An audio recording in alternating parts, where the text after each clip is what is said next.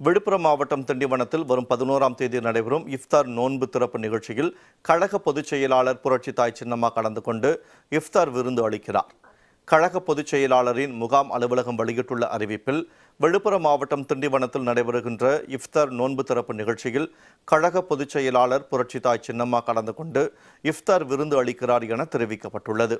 இஸ்லாமிய பெருமக்களின் பாதுகாவலராக விளங்கிய நம் புரட்சி தலைவி அம்மா ஒவ்வொரு ஆண்டும் இஃப்தார் நோன்பு திறப்பு நிகழ்ச்சியை சிறப்பாக நடத்தி வந்தார்.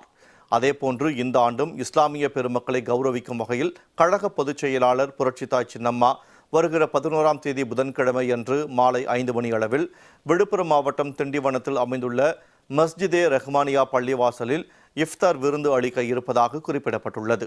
இந்த புனித நிகழ்வில் இஸ்லாமிய பெருமக்களும் புரட்சி தலைவரின் இரத்தத்தின் இரத்தங்களான அன்பு உடன்பிறப்புகளும் புரட்சி தலைவி அம்மாவின் வழியில் பயணிக்கும் கழக தொண்டர்களும் கழக நிர்வாகிகளும் இளம் சமுதாயத்தினர் மற்றும் பொதுமக்களும் சாதி மத பேதமின்றி அனைவரும் கலந்து கொள்ள வேண்டும் என கேட்டுக்கொள்ளப்படுவதாக தெரிவிக்கப்பட்டுள்ளது.